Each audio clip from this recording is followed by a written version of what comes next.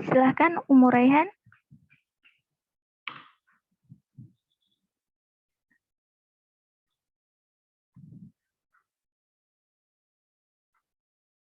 Mbak Ayu,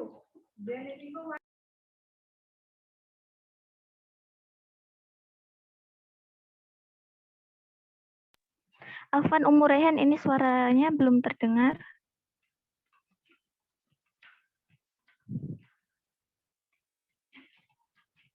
Afwan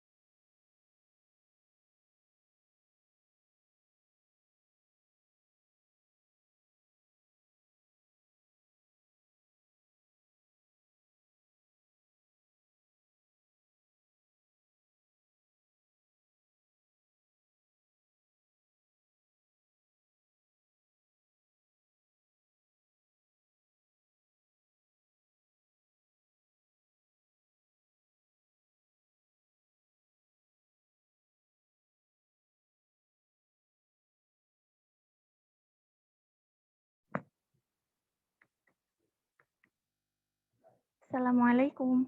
Suara Anda terdengar ya, Nah, terdengar.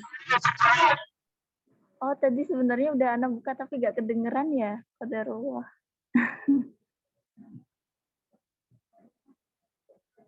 Anda buka kembali ya, Untuk Ummu Raihan, suara Anda sudah terdengar ya?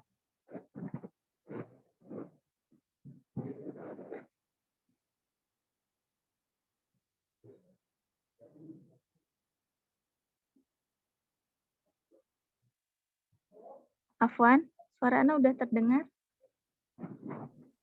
Nah, udah terdengar dari tadi.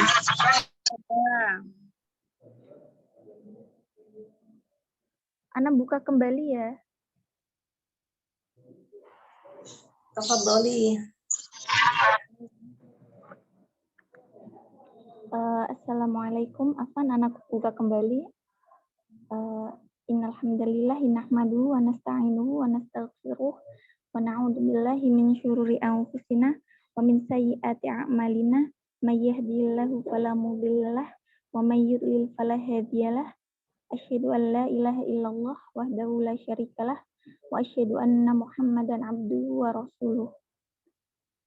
Alhamdulillah, segala puji bagi Allah Subhanahu wa Ta'ala yang telah memberikan taufik, hidayah, dan kemudahan bagi kita sehingga pada pagi hari ini kita masih bisa untuk menuntut ilmu. Dan selanjutnya, salawat serta salam semoga tercurahkan kepada Rasulullah Shallallahu Alaihi Wasallam beserta keluarganya, para sahabat beliau, dan orang-orang yang berjuang istiqomah di bawah naungan sunnah beliau hingga yaumul qiyamah. Sebelum kita mulai, pastikan ummahat semua dalam keadaan baik, yaitu meluruskan niat untuk menuntut ilmu karena Allah ya. Jangan lupa untuk memperhatikan adab-adab dalam menuntut ilmu. Untuk selanjutnya, materi do and don't sosmed pada anak akan disampaikan oleh Ummu Raihan. Kepada Ummu Raihan, kami persilahkan. Silahkan Ummu.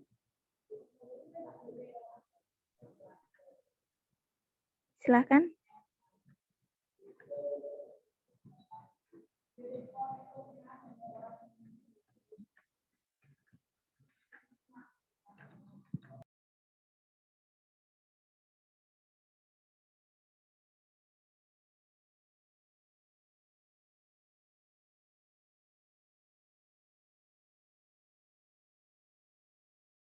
kepada para ummahat mohon ditunggu sebentar guys. Ini baru kita hubungan ke Ummu Raihan.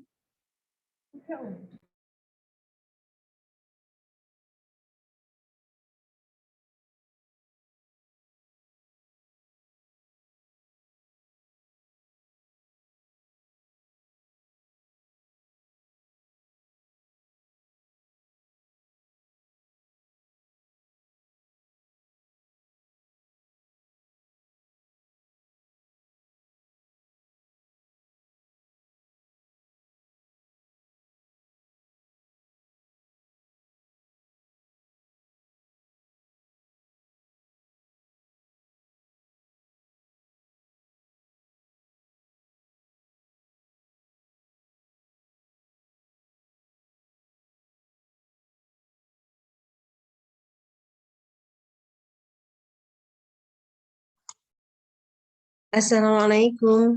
Kedengaran suara saya, Ummahat? Waalaikumsalam warahmatullahi wabarakatuh, Ustazah.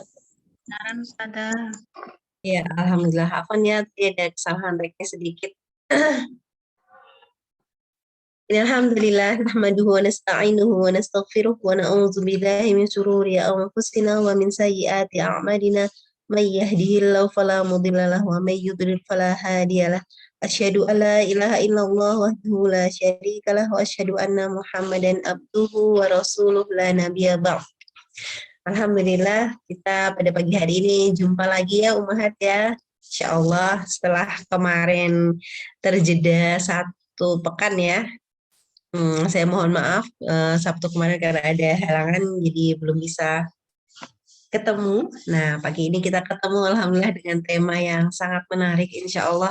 Tema yang mungkin dialami ya oleh kita semua ya tentang dunia digital anak ya. Mungkin ini juga tema ini penting juga sih buat kita para ibu ya yang mungkin sudah setiap hari itu makanannya adalah dunia digital, apalagi kalau kita punya online shop atau punya kegiatan-kegiatan online lainnya. Coba sebelum kita masuk ke materi, saya pengen ngobrol sama ibu-ibu nih. Ibu-ibu di sini ada nggak yang sehari-harinya online shop gitu atau punya aktivitas yang cukup tinggi di online? Ada nggak? Silakan raise hand. Bismillah, ada Ana.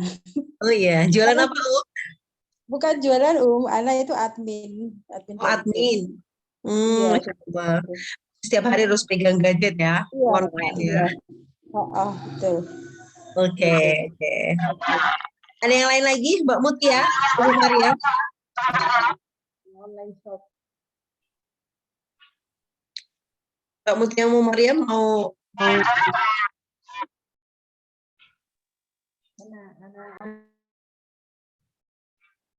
Ya, siapa lagi nih yang mau cerita kegiatan online-nya?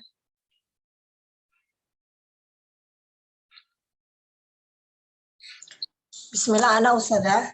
Iya. Ana sering belajar online dan jualan online juga. Belajar online dan jualan online. Oke. Siapa lagi? Mbak Mutia, Ibu Maria? Open mic? Online shop. Online shop juga ya. Oke. Biasanya jam berapa online-nya Mbak Mutia? Setelah mandiin anak itu biasanya jam 8. Oh, anaknya masih di rumah ya, belum sekolah? Iya, belum, masih kecil. Oke. Ada lagi yang mau cerita tentang kegiatan online-nya?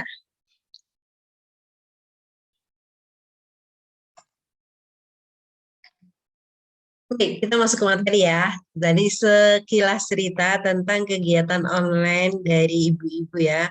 Memang banyak sekali di era digital ini para ibu, ummahat, akhwat banyak yang memanfaatkan waktu untuk jualan online atau belajar online gitu. Karena memang ya itulah salah satu kemudahan yang kita dapatkan ya. Memang ya tidak ada salahnya dimanfaatkan. Tapi pagi ini yang akan kita bahas adalah bagaimana sih kita ini mensikapi gitu ya dunia online atau dunia digital ini agar dampak yang kita dapatkan dari dunia digital ini adalah dampak yang baik, dampak yang positif yang kita dapatkan adalah manfaatnya bukan mudaratnya gitu ya. Nah ini sebelumnya kita akan lihat dulu nih zaman dulu itu ketika belum ada gadget, dunia digital belum marak, maka anak-anak sibuk dengan aktivitas offline-nya gitu ya. Mainan-mainannya seputar seperti ini ya. Bahkan ibunya juga ikutan bermain, ikutan membuatkan rumah-rumahan, anak-anak main juga di tanah lapang gitu ya. Anak-anak berinteraksi satu sama lain gitu. Kalau sekarang justru kebalikannya gitu, mencari anak-anak yang bermain di luar itu justru sangat susah gitu. Anak-anak rata-rata bermain ya di rumah. Mereka bertemu online gitu ya, mabar gitu ya, main bareng. Atau enggak, mereka bertemu sekedar percakapan di WhatsApp gitu. Jadi fenomena yang terjadi saat ini sudah semakin jarang gitu ya, anak-anak yang masih bermain di luar, main bareng seperti itu udah semakin langka. Iya, contoh-contoh zaman dulu betapa bahagianya mereka tanpa gadget, ternyata mereka juga bisa bahagia gitu ya. Nggak main game Mobile Legend gitu ya. Mereka juga bisa bahagia, mereka juga bisa tertawa, tersenyum dengan bahagia. Nah, kalau zaman sekarang seperti apa? Zaman sekarang gambarnya seperti ini ya, Umahat ya. Bertemu dalam satu ruang pun tidak ada interaksi, masing-masing sibuk dengan gawainya, masing-masing sibuk dengan percakapannya di luar interaksi satu ruangan itu gitu ya. Ini adalah fenomena yang terjadi zaman sekarang. Ya.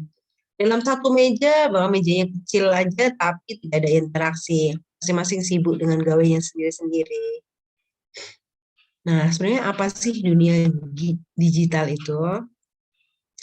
Dunia digital adalah perubahan teknologi mekanik dan elektronik analog ke teknologi digital. Ya, zaman dulu teleponnya seperti ini ya, kemudian berpindah menjadi perangkat digital yang seperti ini. Televisi juga sudah beralih ke televisi digital. Kemudian jam juga digital, komputer juga, laptop, telepon atau smartphone, kemudian perangkat permainan genggam juga mulai ke digital nih. Contoh perkembangan teknologi digital. Zaman dulu buku, sekarang menjadi e-book. Zaman dulu kita pakai surat, sekarang kita ngirimnya pakai email. Ada nggak yang masih suka kirim surat lewat kantor pos sih? Kayak zaman dulu? Udah nggak ada kali ya. Sekarang nggak perlu kirim surat, bahkan kita ngetik di WhatsApp aja itu sudah kirim dalam hitungan detik ya. Saat itu juga apa yang kita mau kirim maka cepat sekali terkirim. Ya, perkembangan komputer nih ya, dari masa ke masa. Lahir internet, kemudian ada telepon seluler, kemudian ada situs jejaring sosial yang sangat banyak ragamnya sekarang ini. Nah, sebenarnya untuk dunia teknologi digital itu sendiri banyak kok manfaatnya gitu ya. Kita tidak memungkiri bahwasanya dengan adanya dunia digital saat ini, adanya teknologi digital itu banyak memberikan manfaat ke kita. Di antaranya bisa jadi sumber informasi gitu ya. Kita zaman dulu banget itu kalau kita mau ngaji gitu ya, kita mau thalabul ilmi itu harus keluar gitu ya, harus ke majelis taklim baru kita dapat kajian gitu ya. Zaman saya dulu masih SMA malah kalau ngaji itu harus naik bis dulu keluar kota. Karena jarang ada kajian-kajian sunnah gitu ya. Di kota saya itu termasuk masih jarang. Jadi kalau misalnya kita mau ada kajian ustadz besar itu hanya diadakan di kota-kota besar. Jadi kita bareng-bareng nyarter bis gitu ya, nyarter bis atau nyarter angkot, kita keluar kota gitu. Dan itu tuh Insya Allah sangat nikmat gitu. Berbeda dengan sekarang, kita mau nyari kajian model apapun, tema apapun, kita tinggal ngeklik gitu ya, kita masukkan keyword seperti yang kita mau, maka kajian itu ada ribuan yang bisa kita pilih ya. Ada banyak sekali sumber ilmu, ada banyak sekali tema yang bisa kita dengarkan gitu ya, dengan sangat mudah.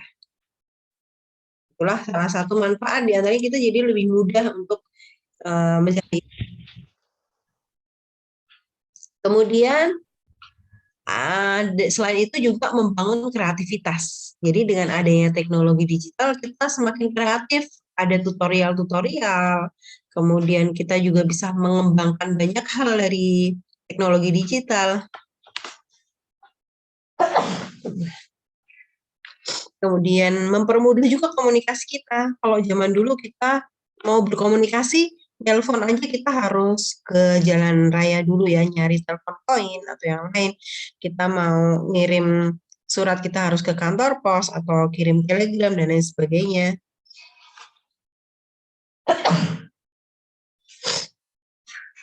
Nah, itulah diantaranya. Jadi sumber informasi, membangun kreativitas, mempermudah komunikasi kita dengan siapapun. Bahkan mungkin di luar negeri pun kita sangat mudah. Kita tinggal kirim WhatsApp atau kita kirim email, itu saat itu juga akan sampai pada orang yang kita mau dan kita tuju.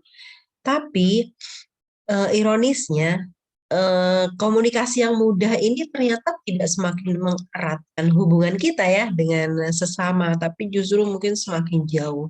Kita justru semakin tidak kenal dengan tetangga, kita justru semakin jauh, bahkan dengan anak-anak mungkin juga kita tidak kenal anak-anak, karena kita terlalu sibuk dengan gawai di genggaman kita. Justru itulah madorotnya di situ. Pembelajaran jarak jauh ya. Apalagi terasa sekali waktu pandemi kemarin kita bisa dengan mudah ya mengikuti anak-anak sekolah gitu ya, dengan anak-anak di rumah saja, gurunya di sekolah. Itu sudah bisa melakukan pembelajaran. Dan saat ini juga yang sedang kita lakukan ini termasuk pembelajaran jarak jauh itu salah satu juga manfaat dari pembelajaran dunia digital ya. Kita mendapat kemudahan belajar. Dari jarak jauh pun kita bisa belajar.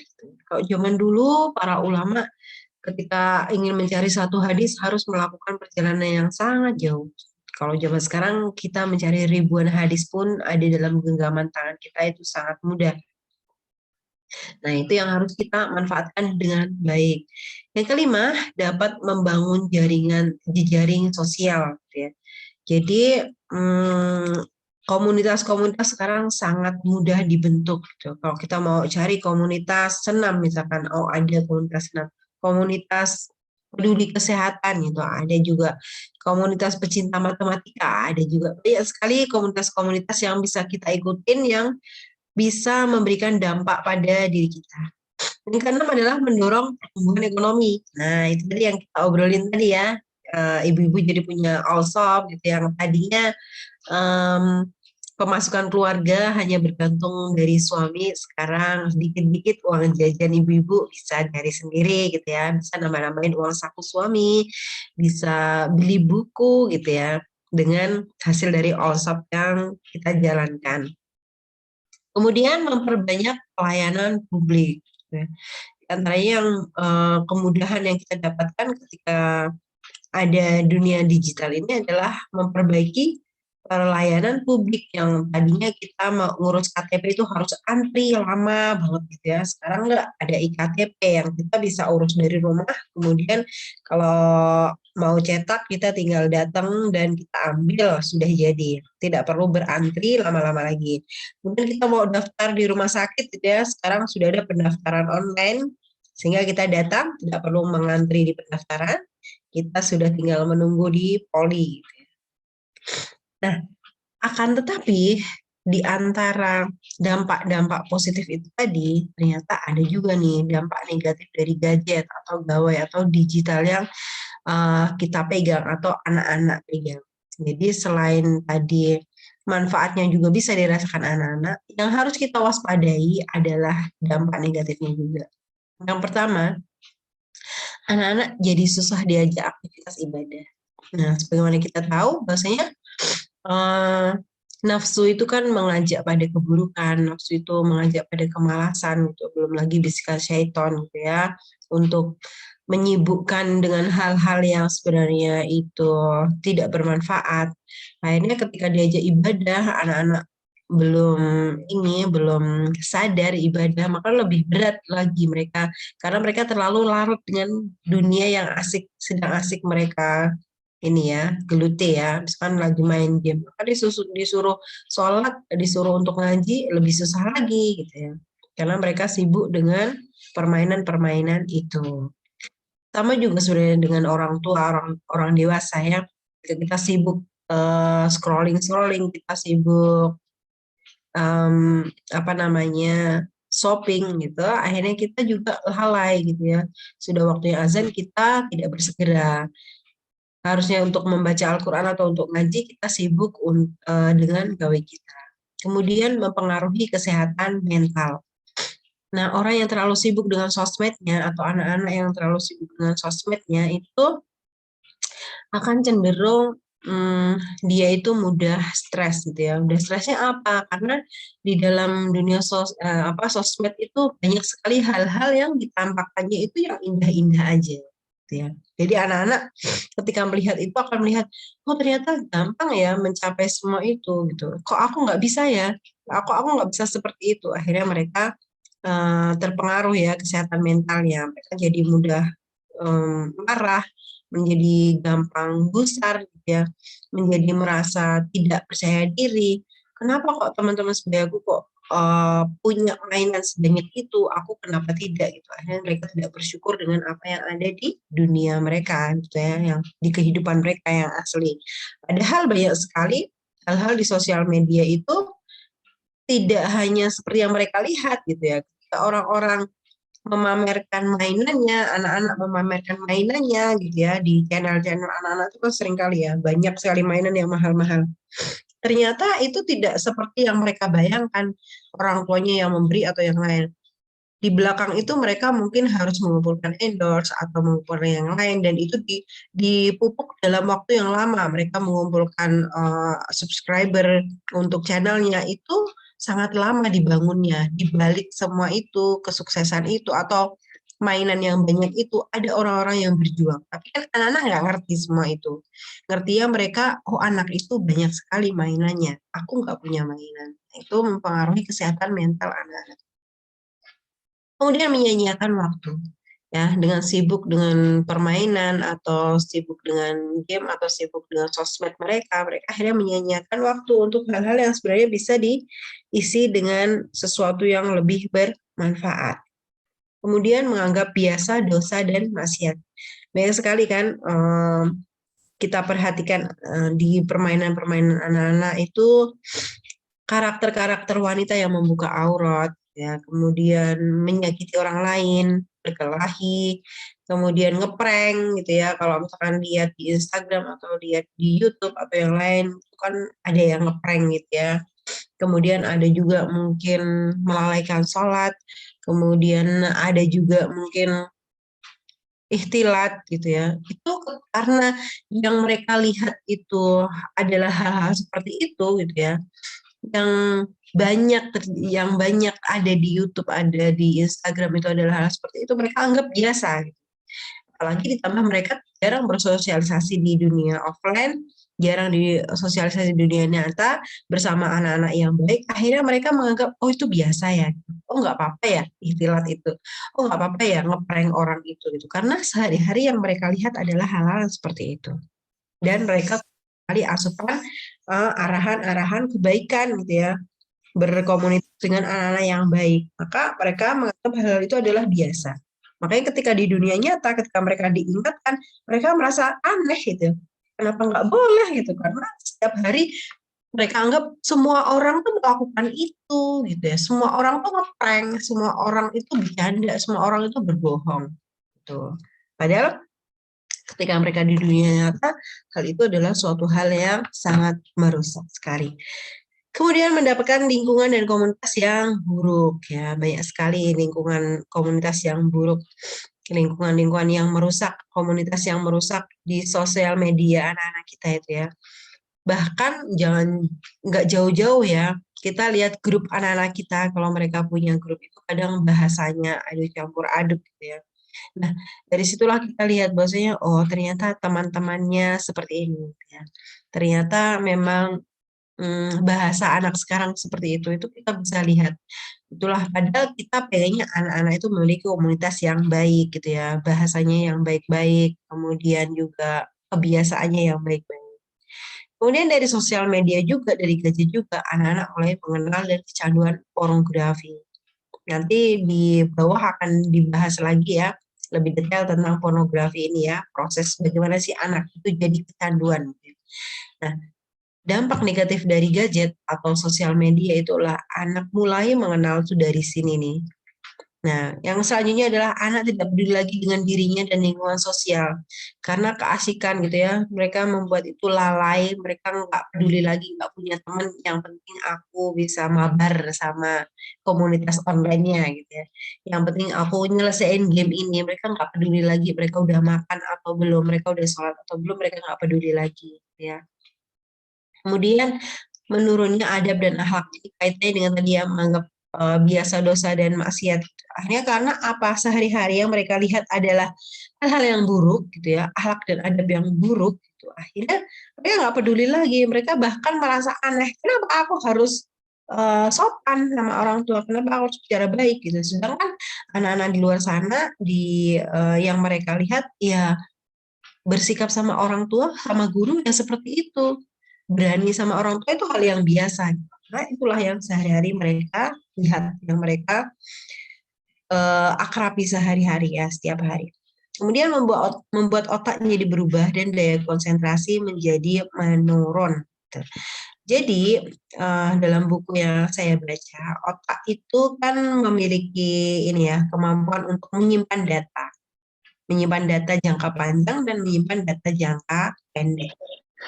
Ketika anak-anak itu kebanyakan nonton gitu ya, kebanyakan akses gadget atau yang lainnya, maka mereka itu akan berubah gitu ya, kemampuan mereka untuk menyimpan daya ingat mereka. Nah, itulah yang menyebabkan anak yang semakin banyak terpapar oleh gadget atau sosial media itu memiliki daya konsentrasi yang rendah gitu ya. Mereka baca itu nggak paham-paham karena kebiasaan mereka akses gadget itu ya. Kemudian kesehatan terganggu, ini ada kaitannya juga dengan anak yang tidak peduli dengan diri sendiri tadi ya.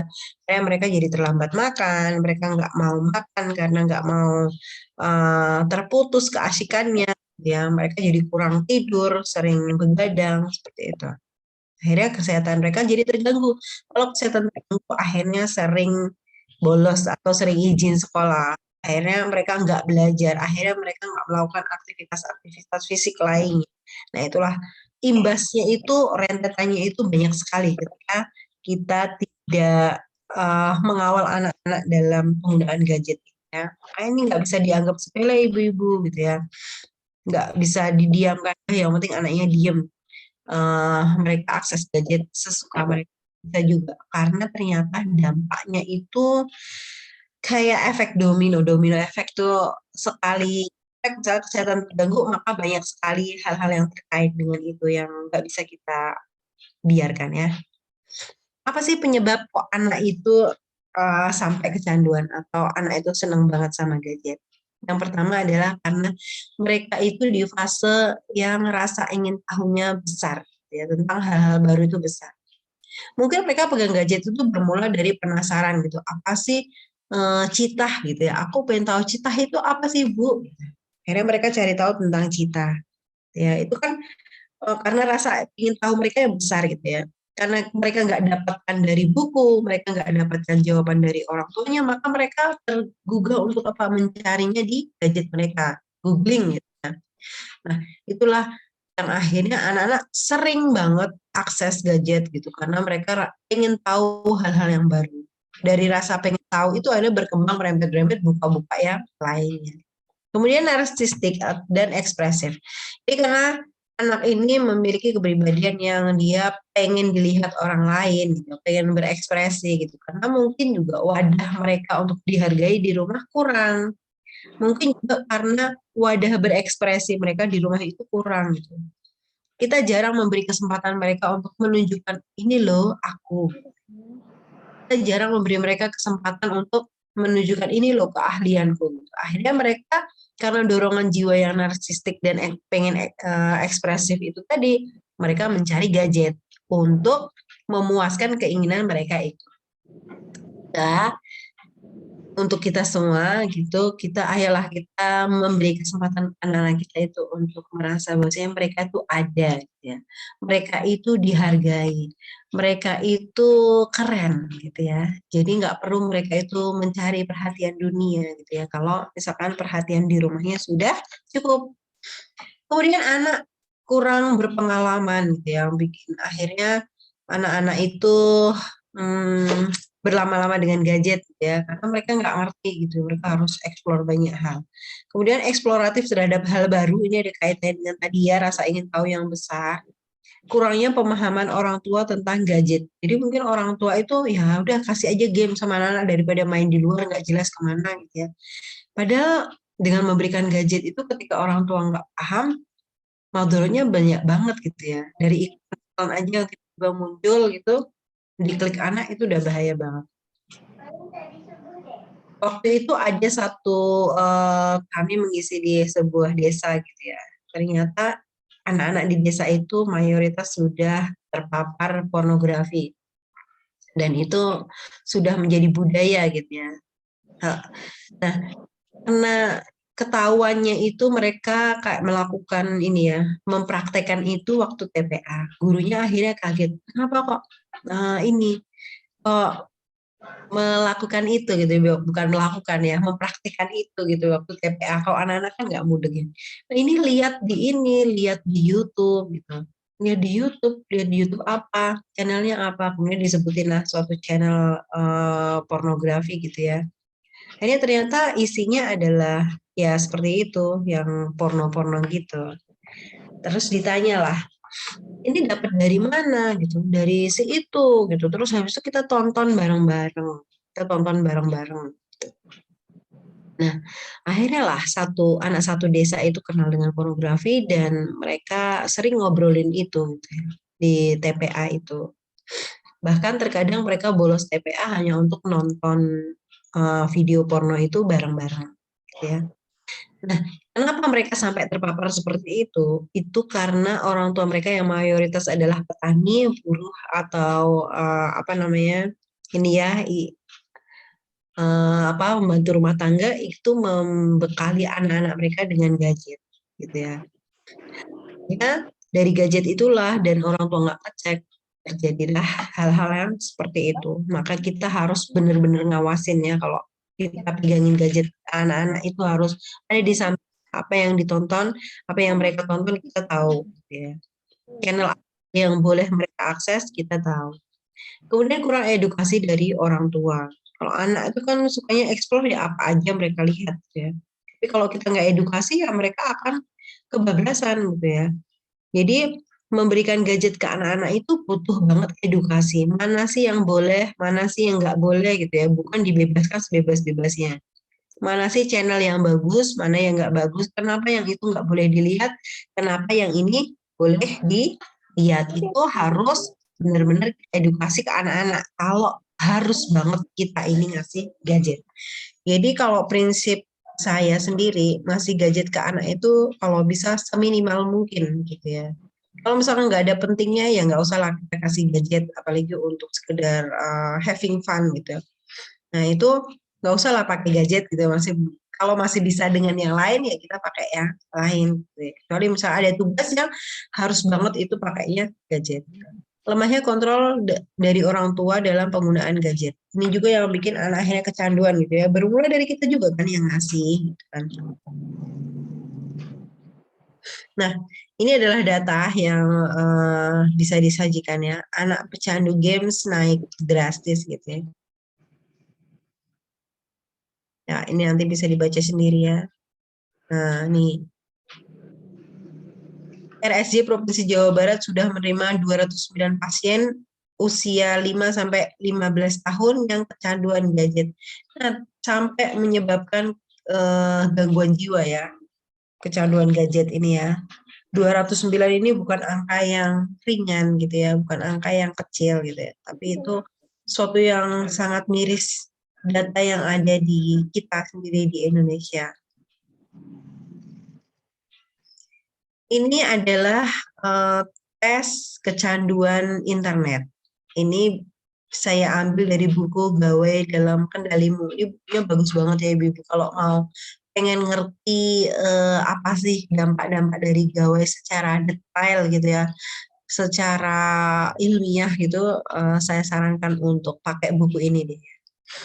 Nah, di sini kita bisa ngecek anak kita maupun kita sendiri ya. Kita nilai, kita asesmen diri kita sendiri, apakah kita ini termasuk yang kecanduan banget internet atau bermain internet atau bermain gadget, atau kita termasuk yang tidak kecanduan. Nah, itu bisa kita cek. Kalau misalkan kita ini sudah masuk tahap yang kecanduan, maka kita bisa melakukan treatment-treatment untuk bisa terlepas dari gadget itu sendiri. Karena bagaimanapun anak-anak itu melihat diri kita gitu ya, bagaimana keasikan kita terhadap gadget gitu ya, bagaimana kesenangan kita terhadap gawai, itu akan mempengaruhi bagaimana cara pandang mereka terhadap gadget. Macam-macam. Kalau misalkan kita ini terlalu sering aksesnya pada gadget itu, anak-anak melihat itu ya, mereka akan melihat itu sebagai sesuatu yang ya itulah kegiatan sehari-hari yang harus kita lakukan gitu. Nah, bagaimana sih kita mau memulai gitu ya untuk memperbaiki kondisi ini? Yang pertama kita harus menyadari bahwasanya anak itu adalah yang pertama anugerah, yang kedua amanah, yang ketiga adalah ujian ya. Sebagai anugerah, anak itu adalah harus kita syukuri gitu ya. Sebagai amanah, ini yang harus menyadarkan kita bahwasanya kita nggak bisa abai terhadap anak-anak, karena itu adalah amanah dari Allah yang harus kita jaga, yang harus kita rawat, yang kelak akan ditanyakan oleh Allah kepada kita. Kemudian anak sebagai ujian. Ya, kalau kita mau naik kelas kan tentunya kita harus ada ujian dulu ya. Kita pantas naik kelas atau enggak gitu ya. Jadi anak-anak ini ada itu untuk menguji kita gitu. Apakah kita benar iman kita, apakah kita ini benar-benar bertawakal, minta tolong sama Allah gitu ya. Maka dalam menghadapi ini kita harus benar-benar sadar bahwasanya inilah yang namanya ujian itu yang mestinya tidak gampang gitu ya. Itu yang harus membuat kita bersabar dalam memperbaiki anak-anak kita yang mungkin sudah terlanjur kecanduan gadget, yang mungkin sudah banyak perilakunya yang rusak gitu ya karena gadget itu sendiri.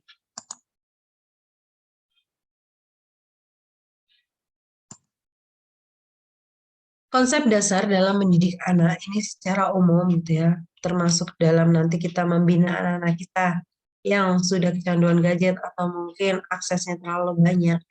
Yang pertama, mendidik itu adalah ibadah yang semuanya bernilai pahala.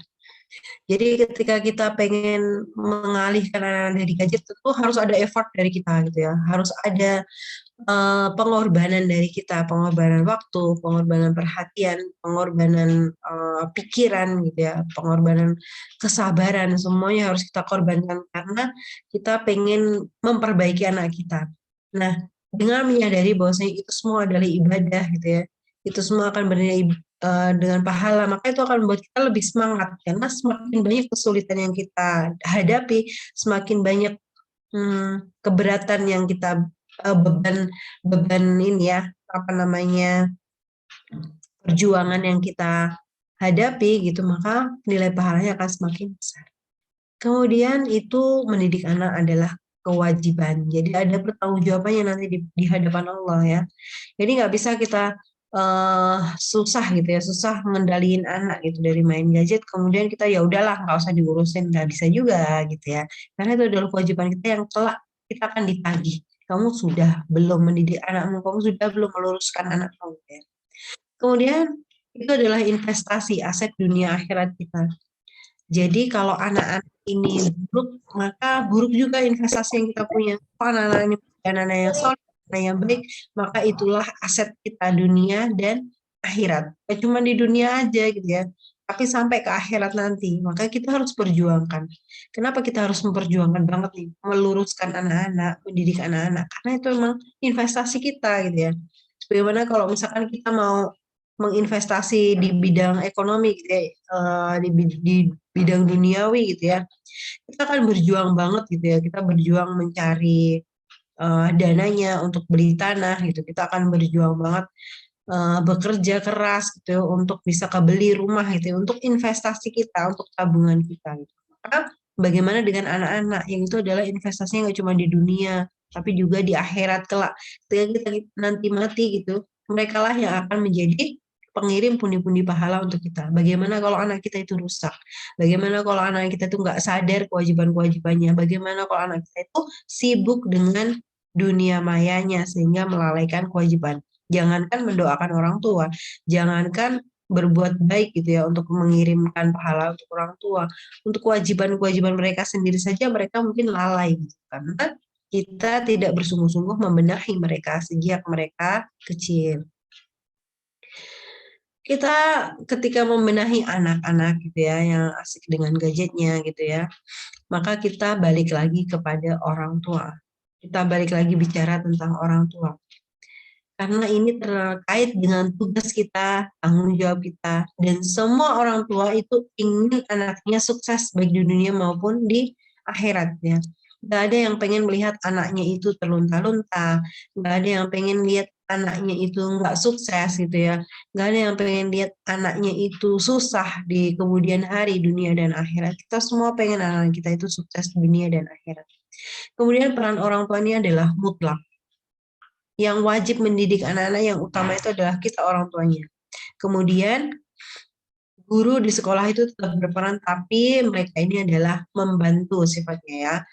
Sifatnya adalah melengkapi tugas kita. Jadi bukanlah kita serahkan kepada guru atau mendidik anak-anak kita di luar sana, enggak. Tapi kita sadari bahwasanya mendidik anak itu adalah tugas pokok kita semua. Kita masuk ke lebih teknis lagi, durasi bermain gadget untuk anak-anak. Ini secara umum ya, sumbernya adalah Yayasan Kita dan Buah Hati. Nah, di sini ini adalah aturan umum, tapi nggak juga harus banget diterapkan gitu ya. Misalkan anak umur 3 tahun, oh berarti dia boleh nih 10-20 menit dalam satu hari gitu. Enggak. Kalau misalkan kita bisa meminimalisir dan anak-anak nggak terlalu butuh gitu ya, seharian mereka nggak terlalu butuh untuk akses gadget, ya nggak harus kita sediakan 20 menit untuk anak-anak ini gitu ya. Karena misalkan nggak ada manfaatnya ya mau buat apa kan gitu. Yang ada akan membuat mereka itu semakin banyak akses, akan semakin membuka peluang untuk mereka kecanduan dan akan membuka peluang untuk mereka itu susah lagi diturunkan keinginannya untuk selalu bermain gadget atau memegang gadget ya.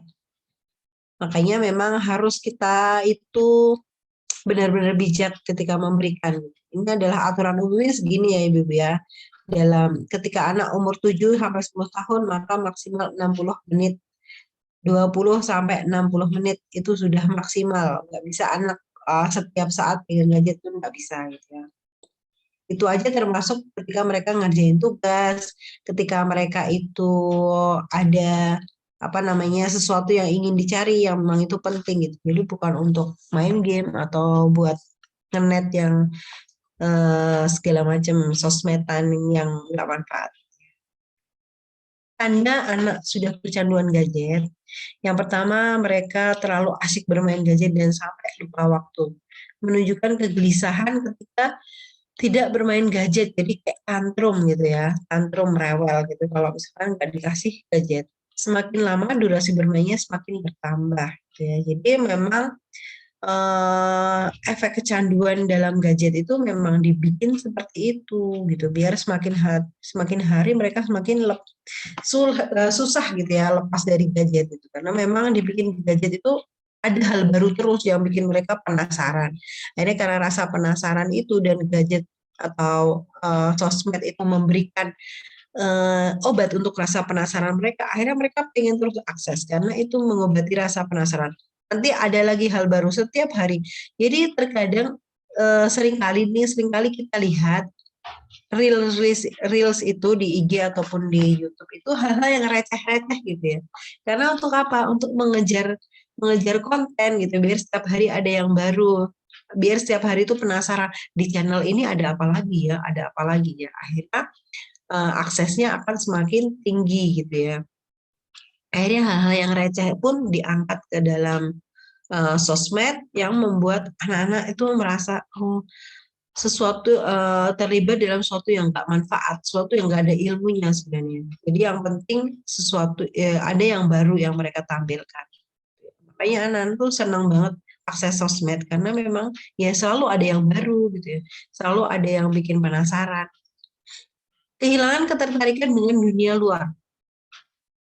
Jadi kalau sudah asik dengan dunia maya, anak-anak jadi menurun sekali ketertarikannya dengan dunia luar. Jadi nggak pengen lagi keluar-keluar gitu ya. Bentar ya, Umat, izin sebentar ya.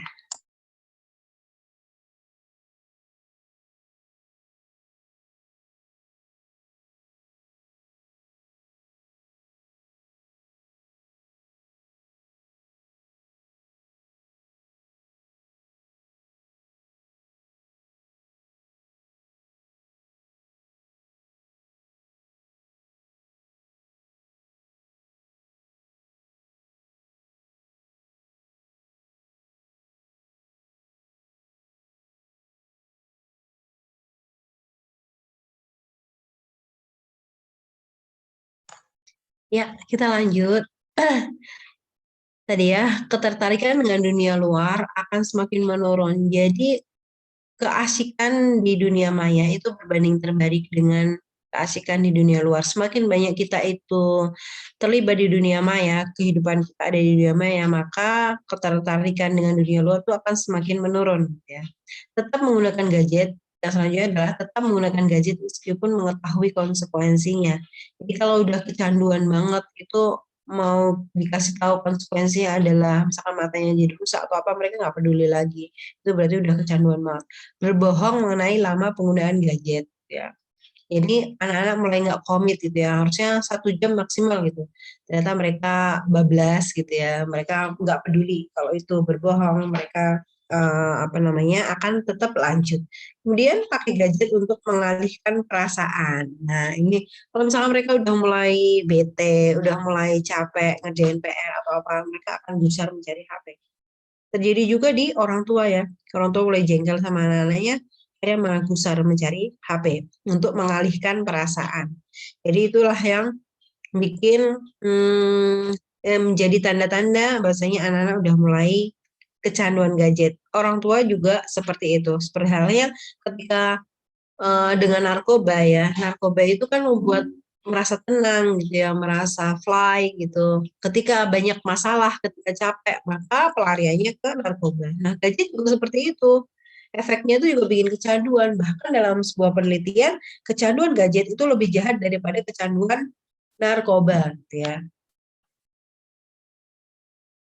Nih, ini adalah proses kecanduan pornografi yang dialami oleh anak-anak. Proses pertama itu selalu diawali dengan nggak sengaja ngelihat. Nggak sengajanya itu entah nggak sengaja lihat sendiri, atau nggak sengaja dia terpapar temannya gitu ya. Nggak mungkin anak-anak itu tahu pornografi, tiba-tiba tahu. Gitu. Nah, mereka tuh biasanya terjadinya kecanduan bermula dari apa nggak sengaja lihat gitu ya. Pertama-tama nggak nyaman, malu gitu ya, nggak baik, tahu kalau itu sesuatu yang nggak baik. Kemudian ada pelepasan dopamin dalam otak. Dopamin itu adalah hormon bahagia gitu ya, hormon yang buat senang. Nah, dopamin ini ketika dia dilepas, maka dia menuntut stimulus lagi untuk melepas lagi dopamin yang lebih besar lagi gitu ya. Jadi kalau misalkan tadinya nonton pornografi, oh ternyata membuat seneng ya, ada pelepasan dopamin. Tadinya 1 kali, maka selanjutnya untuk pelepasan dopamin ini butuh 2 kali nonton, selanjutnya butuh 3 kali nonton. Akhirnya jadi kecanduan nonton terus untuk melepaskan dopamin ini. Dan dopamin ini adalah hormon yang nggak ngerti kenyang gitu ya, nggak ngerti kapan berhentinya, dia selalu rilis terus gitu ya. Kemudian nggak peka lagi, nggak peka bahwasanya itu adalah suatu perbuatan dosa gitu ya. Kemudian tingkat pornonya meningkat, kemudian dia melakukan waliyazubillah. Ini adalah kegawatan pornografi itu di situ ya Umat ya. Jadi bermula dari tidak sengaja lalu sampai mereka melakukan karena mereka udah nggak puas lagi cuma nonton gitu ya. Akhirnya mereka melakukan. Akhirnya terjadilah kejahatan pornografi gitu ya, kekerasan seksual karena apa? Dimulai dari tidak sengaja dan akhirnya menjadi kecanduan waliyazubillah. Apabila orang tua nggak mampu mengontrol gadget dengan baik. Nah, ini ketika kita ini nggak bersungguh-sungguh gitu ya ngontrol anak-anak kita dalam menggunakan gadgetnya gitu ya, dalam regulasi gadget, kita nggak serius menangani ini, apa sih yang terjadi? Yang pertama, fitrah anak tidak berkembang dengan sempurna. Jadi anak-anak itu kan pada aslinya dilahirkan itu sudah dengan fitrah yang baik. Mereka tuh membawa kebaikan. Mereka tuh dilahirkan suka belajar, mereka dilahirkan baik, mereka dilahirkan apa namanya menjadi anak yang penurut. Tapi ketika mereka dibiarkan dengan gadget terlalu lama, akhirnya fitrah mereka tuh nggak berkembang sempurna. Karena banyak sekali keburukan-keburukan yang mereka akses, banyak sekali keburukan-keburukan yang mereka anggap itu sebagai suatu hal yang biasa. Kemudian anak akan kecanduan, anak akan adiksi gitu ya. Anak akan melakukan terus-menerus dan besar ketika melakukannya. Anak cenderung menjadi pemberontak gitu ya, pembangkang keras kepala. Kemudian anak menjadi stres karena banyak pekerjaan yang tidak terselesaikan, sedangkan mereka terlalu sibuk, akhirnya mereka stres gitu ya. Anak tidak mampu membedakan antara dunia khayal dan dunia nyata. Kalau di dunia maya atau di game, mereka bebas melakukan apa saja pada temennya gitu ya. Bebas mengganti-ganti pakaian, bebas mengganti skin ya namanya. Kemudian bebas juga untuk mengatur-ngatur tokoh yang mereka punya. Tapi kalau di dunia nyata nggak bisa seperti itu. Nah, di tahap yang mereka sudah kecanduan, mereka nggak bisa membedakan lagi mana dunia nyata dan mana dunia yang maya. Akhirnya dunia nyata mereka menganggap semua teman bisa dia atur gitu ya, bisa dia ganti, bisa mereka mainkan sesuka hati gitu. Ketika di dunia nyata mereka melakukan seperti itu dan ternyata nggak bisa seperti yang mereka harapkan, akhirnya mereka stres, akhirnya mereka nggak percaya diri. Gitu.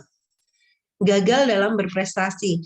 Ini terkait dengan perubahan pola otak tadi ya. Otak yang terlalu banyak akses dunia maya, mereka akan membuat susah berkonsentrasi gitu ya. Daya ingat mereka juga akan rendah. Kemudian mereka juga akan susah mengenali bacaan dan lain sebagainya. Akhirnya mereka menjadi anak yang gagal berprestasi. Ketika gagal berprestasi ini terjadi, yang ada mereka akan turun semangat belajarnya, malas sekolah, kemudian akan menjadi tidak percaya diri atau yang lainnya. Kemudian gagal mengelola waktu ibadah, belajar maupun waktu untuk diri dan orang lain, ya. Anak dikendalikan oleh gadget.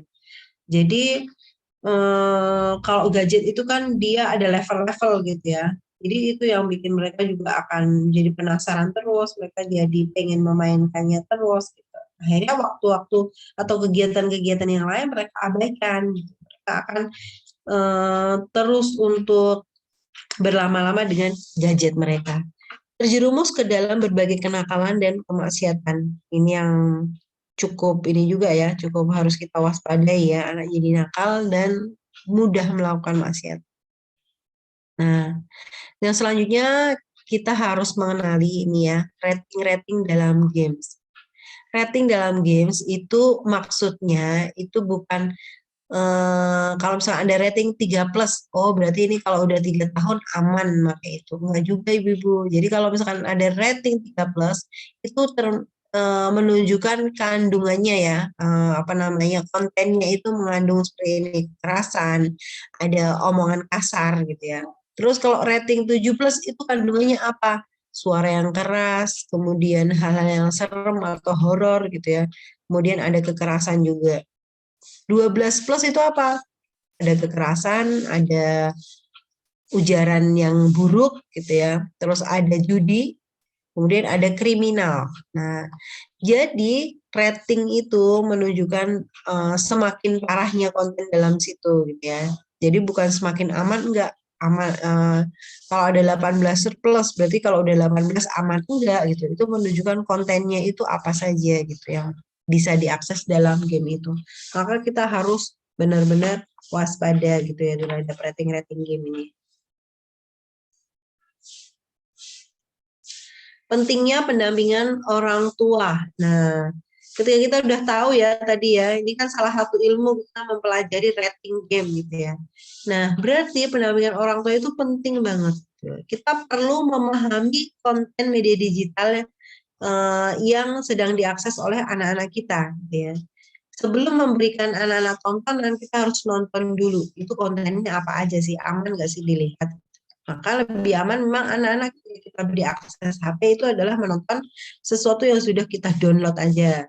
Jadi kalau misalnya sekarang film-film di YouFit, kartun-kartun di YouFit ada ya. Nah, di jam screen time gitu ya. Screen time misalkan sepekan cuma 2 kali, hari Senin dan hari Kamis, atau hari Selasa dan hari Jumat, masing-masing selama 1 jam. Nah, selama 1 jam itu anak-anak kita izinkan untuk menonton konten-konten yang sudah kita download, yang itu mengandung edukasi gitu ya.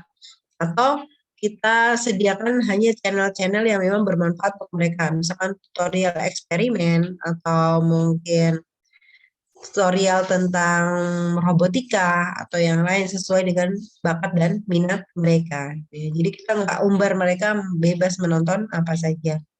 Kemudian alasan anak melihat pornografi atau terpapar konten kekerasan sebagian besar itu karena tidak sengaja. Artinya orang dewasa gagal memahami era digital untuk melakukan pembatasan. Gitu ya. Jadi karena memang nggak tanpa pengawasan mereka, akhirnya mereka nggak sengaja akses konten-konten yang memang seharusnya tidak mereka akses.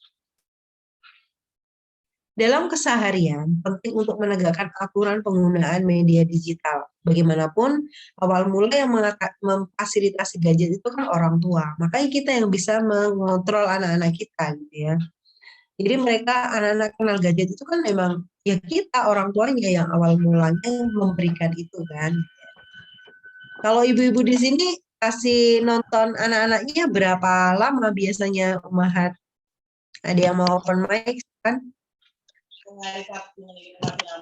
Zakia, berapa lama Jarang sih, paling kalau saya 1 minggu sekali, saya nggak kasih nonton gadget ya, atau kasih nonton nggak. Umur berapa anaknya 7 tahun. 7, iya betul ya. Jadi kalau misalnya nggak penting banget, nggak usah dikasih itu ya. Ada lagi? Biasanya kasih tontonan berapa? Ada nggak yang lebih dari 2 jam dalam 1 hari? Mbak Rizkon Hasanah, berapa lama Mbak? Iya, anak punya anak umur 9 tahun. Dia sehari main 2 jam gitu, siang sejam, sore sejam. Tapi kalau kakaknya ini emang kudu harus diatur sekarang ya, anak baru paham gitu.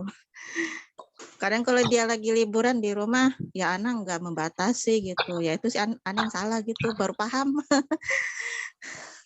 Ya, itulah yang sering terjadi memang seperti itu ya Umahat. Kalau kita nggak paham bahayanya gitu ya, bahayanya gadget ya, bahayanya gadget itu terhadap otak anak, terhadap perilaku anak, terhadap bagaimana sih perilaku mereka, akhlak mereka. Kita akan merasa biasa aja, yang penting anaknya anteng gitu kan. Nah, sekarang kita udah belajar nih. Oh, ternyata anak-anak jadi lemot gitu ketika mempelajari pelajaran, memang ya segitunya gitu ya. Efek dari gadget itu, efek dari digital, dari screen time itu memang segitunya. Jadi ketika mereka nonton, mereka akan mempengaruhi memori-memori yang harus disimpan dalam otak mereka itu tersimpan ketika mereka melihat gadget itu akan dipengaruhi. Akhirnya mereka susah sekali memahami bacaan. Mereka susah sekali untuk diajak mengingat lebih lama gitu ya. Jadi ketika kalau di screen itu kan banyak sekali sering berubah gitu ya. Nah, itu tulisan-tulisannya juga berbeda sekali konsepnya dengan buku gitu ya. Mereka akhirnya tidak sabar lagi membaca buku. Buku itu kan monoton ya Umahat ya, monoton. Sedangkan di screen time di screen atau di layar mereka itu sangat atraktif sekali gitu. Akhirnya mereka ketika disuruh baca buku, mereka nggak lagi sabar. Mereka ini bosankan banget gitu ya. Semakin lama kita kasih akses anak-anak, semakin mereka akan bosan belajar. Semakin akhirnya mereka akan rewel ketika disuruh belajar. Semakin mereka akan bosan, semakin mereka itu akan merasa berat gitu ya untuk akses belajar, akses buku-buku gitu yang harus mereka hafalkan, yang harus mereka pelajari. Itu kan beban, berbeda sekali dengan main game atau nonton gitu yang itu mudah mereka manipulasi gitu ya. Ada lagi yang mau cerita? Kalau saya, Sada, setiap anak selesai setoran hafalan, saya kasih rewardnya itu nonton murotal. Iya, itu gimana Ustazah? Ya, untuk reward pakai HP gitu ya. Reward pakai HP. Nonton murotalnya tuh kartun murotal gitu ya. Iya. Kartun murotal. Sebenarnya kalau saya pribadi, saya itu nggak setuju ya dengan yang menamakan reward dengan HP gitu ya. Jadi bagaimanapun kalau misalkan anak-anak screen time itu kan mereka tetap terpapar dengan sinar biru ya. Jadi sinar biru dari HP itu sendiri yang itu emang nggak sehat juga buat mata, buat otak gitu ya. Itu nggak sehat buat mereka gitu.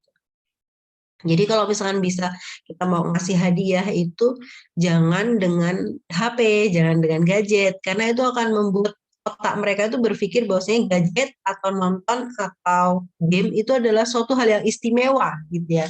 Yang namanya hadiah itu kan istimewa, suatu hal yang indah, suatu hal yang menyenangkan gitu. Jadi ya ketika kita buat nanti kalau sudah lipat-lipat, kalau sudah bantu, sudah hafalan nanti dapat hadiah, boleh nonton gitu. Itu secara nggak langsung kita akan membuat mereka itu mindset mereka itu merasa bahwa oh HP itu suatu hal yang istimewa banget, suatu hal yang harus didapatkan gitu. Jadi kalau saya sekarang sama anak-anak itu saya soundingkan bahwasanya nonton itu kan dampaknya seperti ini gitu ya. Kalau misalkan kalian terpapar ini cahaya HP terlalu lama, dampaknya di mata seperti ini, dampaknya di otak seperti ini. Jadi kalau misalkan Umi kasih kalian nih, itu sebenarnya hukuman loh, gitu. bukan reward gitu. Sampai mereka itu sekarang kalau nanti kalau aku udah nilai ujiannya ini lagi PTS ya. Nanti kalau aku dapat nilainya 100, aku dapat hukuman ya 10 menit gitu ya. Karena saking mereka itu udah paham bahwa itu tuh adalah hukuman. Jadi itu karena dulu saya pernah ngomong, nanti kalau mereka Umi kasih HP ke kamu itu berarti hukuman, Umi hukum kamu gitu, karena itu merusak otak, merusak mata, merusak jadi akhlaknya jadi rusak karena jadi susah disuruh sholat atau yang lain, itu berarti hukuman, bukan karena Umi sayang kasih hadiah enggak. Akhirnya sampai mereka tercetus, nanti aku dapat nilai 100 aku boleh ya nonton video tutorial gitu, karena mereka udah tahu kalau nonton itu berarti nontonnya adalah video tutorial gitu yang harus mereka praktekin. Aku boleh ya nonton, aku dihukum nonton pegang HP 10 menit gitu.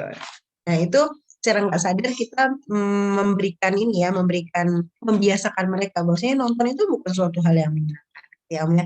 Jadi kalau misalkan nggak bisa banget nih, belum bisa gitu ya, belum bisa untuk mengalihkan HP menjadi hadiah, maka kita soundingnya kita ubah gitu ya, agar anak itu juga nggak tertanam dalam mindset mereka bahwasanya itu adalah sesuatu yang istimewa. Kalau misalkan harus nonton gitu ya, harus buat murotal, video murotal, ya udah di-download dulu gitu ya, agar tidak bisa nonton yang lain. Seperti itu ya Om ya. Kemudian saya akan bacakan nih yang di kolom chat.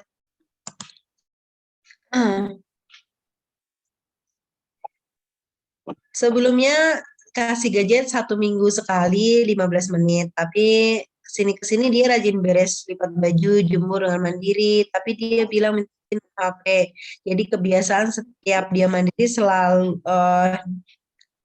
dia mandiri mengerjakan selalu minta main. Di sisi lain kasihan, di sisi lain tanpa disuruh membantu dia sudah mandiri. Oke. Nah, itu suatu hal yang kebiasaan juga ya sebenarnya. Zaman Rasulullah dulu pun juga ada kok sistem reward. Jadi kalau misalnya sudah menghafal hadis maka dikasih uang gitu. Gak apa-apa sistem reward. Cuman yang perlu kita garis bawahi dan kita sepakati itu kita ubah mindset anak-anak. Jangan sampai anak-anak itu membuat bahwasanya HP itu ada sesuatu yang istimewa. Yang mereka pantas untuk mendapatkan hadiah berupa nonton HP itu jangan ya. Kita ubah dari sekarang. Maksudnya ini abaikan ya atau ya singkirkan gitu ya. Singkirkan bahwasanya memberi hadiah itu berupa nonton. Jadi buatlah anak-anak itu hadiah kalian adalah sesuatu yang lebih mulia, yang lebih bagus daripada nonton gitu. Misalkan kamu kalau misalkan ini kamu boleh membaca buku. Jadi apa yang pengen kita istimewakan itulah yang bikin jadi hadiah. Kan kita tentu nggak ada yang pengen dong anak-anak mengistimewakan HP menjadi suatu kesenangan mereka, sesuatu yang mereka idam-idamkan. Nggak ada dong orang tua yang pengen seperti itu. Maka ketika kita memberikan hadiah itu adalah sesuatu yang kita pengen bahwasanya anak memang memandang itu sebagai sesuatu yang istimewa. Ya, sepakat ya Umat ya. Kemudian bagaimana kalau kami sebagai orang tua yang jauh dari anak-anak, di mana sangat terbatas mengawasi anak-anak di rumah. Ya, ini keterbatasan yang sering kali dijadikan alasan untuk orang tua itu ngasih pegang HP untuk anak-anak gitu ya.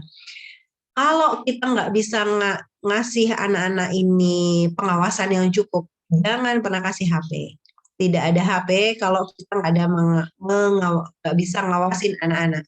Jadi kalau misalkan apalagi untuk konten yang sangat bebas saat ini, saya lebih memilih tidak ada HP jika anak-anak tidak di sisi saya, gitu ya. Jadi kalau misalkan anak-anak harus ditinggal sendiri di rumah, maka yang mereka pegang adalah HP yang tidak ada akses internet gitu, atau akses internet saya blokir di rumah. Yang penting kita bisa komunikasi kan tujuannya kan. Tapi untuk meninggalin anak-anak HP tanpa pengawasan kita itu saya lihat sangat berbahaya sekali gitu ya. Karena beberapa kali saya ngisi seminar atau webinar baik secara offline maupun online itu yang sering dikeluhkan itu adalah kecolongan ya. Kalau udah kecolongan itu waliyazubillah ya, ini akibatnya itu sangat panjang. Bermula dari satu akses konten yang nggak baik, anak itu akan merekam dan besok akan nyari lagi itu. Dan anak-anak sekarang tuh pinter banget gitu ya. Lebih pinter, jauh lebih pinter dari orang tuanya, membunyiinnya, explore-nya dan lain sebagainya. Kadang kita nggak sempat gitu ya, karena kita nggak mendalami itu. Tapi kalau anak-anak itu Masya Allah sekarang otak mereka itu diberikan kelebihan yang sangat banyak. Gitu. Jadi kalau kita nggak bisa ngawasin, jangan kasih HP gitu ya. Kasih mainan yang lain gitu ya. Atau enggak mungkin lebih baik juga mereka dititipkan di penitipan anak yang itu ada kegiatan-kegiatan untuk mereka gitu, daripada mereka ditaruh di rumah tapi dengan pegang HP itu kayak kita naruh anak di kandang singa kalau menurut saya. Terus jangan lupa juga ya Umahat ya, selalu cek histori HP. Jadi apa yang ditonton anak-anak kita itu harus selalu kita pantau sedetail mungkin, jangan sampai kecolongan. Kemudian kalau misalkan ada tontonan-tontonan yang nggak baik, segera jelaskan kenapa ini boleh dilihat, kenapa nggak boleh dilihat gitu ya. Kalau nonton TV sama bahayanya nggak Om gitu.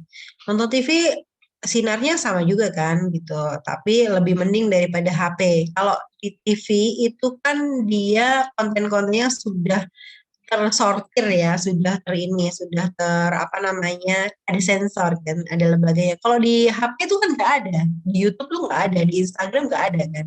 Jadi itu lebih bebas di HP. Gitu. Jadi walaupun sama-sama ada mudaratnya, tapi di TV itu lebih mending lah. Apalagi kalau TV yang kita sediakan, TV yang pakai Muslim box itu ya, yang itu sudah dipilih channelnya, itu masih mending insya Allah ya. Tapi juga dengan pembatasan. Ya, dari Mbak Emi, Mbak Estina, kebetulan saya di luar negeri, sebenarnya saya ingin daftarkan kegiatan-kegiatan positif di luar sekolah-sekolah, namun sangat sedikit di lingkungan saya ada kegiatan-kegiatan lain yang harus diikuti.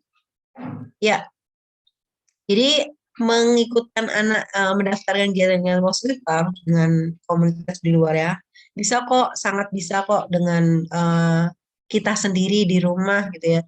Kuncinya itu apa? Kita mau dan menyediakan waktu, itu aja gitu ya. Makanya saya di buku saya yang mendidik anak dengan game Islami, itu isinya itu cuman ngajarin anak dengan permainan gitu. Karena memang saya sadarin banget gitu, saya sebagai orang tua itu seringkali mati gaya gitu dalam ngajarin, dalam bermain sama anak-anak. Ini harus main apa lagi ya, harus main apa lagi ya. Makanya itulah saya bikin buku itu. Lanjut nanti ya baca chatnya ya, kita lanjut materi dulu. Ya. Yang selanjutnya adalah perlunya komitmen dalam membatasi anak-anak pegang gadget ini ya. Kesepakatan keluarga sebagai bagian dari komunikasi kebersamaan untuk pengelolaan waktu. Jadi seluruh keluarga itu harus sepakat gitu ya. Kapan kita pegang gadget, kapan nggak ada gadget di antara kita, kapan kita belajar, kapan ada screen time, berapa lama itu harus disepakati. Jangan sampai anaknya diatur, ibu dan bapaknya bebas merdeka sepanjang masa. Nggak bisa gitu ya Ummahat. Jadi harus ada sepakatan. Jadi kalau misalkan ayah udah pulang kerja jam 5, berarti dari jam 5 sampai jam 9 nggak ada gadget di antara kita. Itu harus kita sepakati. Biar anak-anak juga tahu, oh ternyata emang ada ya gitu. Aturan itu nggak cuma untuk anak-anak. Kalau misalkan harus banget kita itu akses gadget atau HP, maka minta izin ke anak-anak.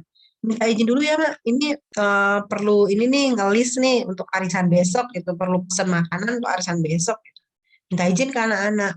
Persilahkan anak-anak melihat, maksudnya kita ini ngurusin apa? Ngurusin pengadaan makanan untuk arisan gitu ya. Jadi biar anak-anak bisa membedakan ibunya, bapaknya itu pegang gadget di waktu-waktu dilarang itu untuk apa gitu, minta izin. Jadi jangan mentang-mentang kita ini orang tua maka kita bebas, enggak. Kan anak-anak nalarnya belum sampai ke sana ya. Anak-anak ngertinya ya orang tua pegang gadget itu ya main game sama kayak mereka gitu ya. Nah, itulah perlunya komunikasi, perlunya edukasi, dan tentunya itu bukan menjadi kemudahan untuk kita untuk berlama-lama pegang gadget ketika anak-anak kita dilarang. Kesepakatan keluarga untuk pemanfaatan alat teknologi. Nah, ini juga perlu disepakati gitu ya. Perlu ada kesepakatan. Misalnya kalau pegang gadget, nggak boleh di kamar, harus di samping Umi, harus di ruang tamu, atau harus pakai layar besar itu misalnya laptop. Itu kan kelihatan ya. Kalau pakai HP doang tuh nggak kelihatan apa yang mereka lihat. Harus ada temennya gitu, harus dengan ini. Dan nggak boleh dihapus historinya. Itu kesepakatannya panjang dan memang harus diatur sedetail itu. Jadi nggak bisa banget kita membiarkan anak bebas tanpa ada aturan seperti itu. Mendingan nggak usah ngasih HP. Kalau nggak bisa ngasih aturan sedetail itu ya, Ummahat ya. Mulainya dari mana? Ya. Sekarang aku udah paham nih bahayanya gadget, bahayanya sosial media untuk anak-anak, bahayanya untuk otak anak, bahaya untuk kesehatan mereka. Sekarang aku mau berubah. Mulainya dari mana? Yang pertama, komitmen suami istri dulu. Jangan ngajak komitmen anak-anak kalau suami istri aja belum kompak ya. Komitmen dulu. Kita mau ngatur anak-anak gimana nih? Bolehnya pegang gadget berapa lama? Yang nggak boleh di waktu apa saja. Boleh yang ditonton untuk apa saja.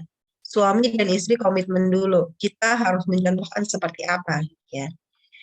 Edukasi untuk anak dan keluarga tentang penggunaan gadget. Jadi harus diedukasi dulu sebelum melarang gitu ya. Jangan cuma larang, Mbak boleh pegang gadget, sedangkan mereka nggak ngerti. Kenapa nggak boleh? Orang tua aku boleh kok pegang sesuka hati kok. Jadi mereka harus teredukasi dulu, harus tahu dulu apa sih bahayanya gitu ya.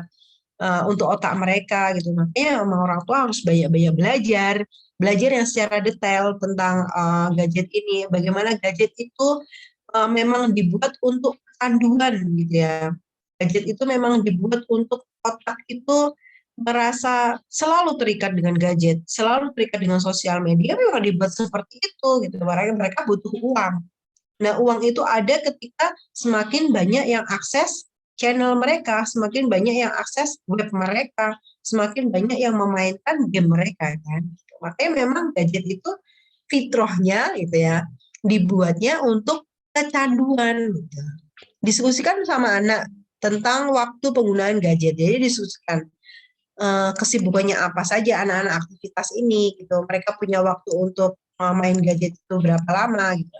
Makanya memang paling mudah untuk mengatur gadget ketika kita sudah punya waktu yang terisi dengan kegiatan-kegiatan positif. Jadi pulang sekolah itu mereka ngapain, kemudian pulang sekolah mereka ngaji gitu ya, atau les atau apa gitu, atau mungkin mereka kita ikutkan komunitas apa yang sesuai dengan minat mereka gitu ya.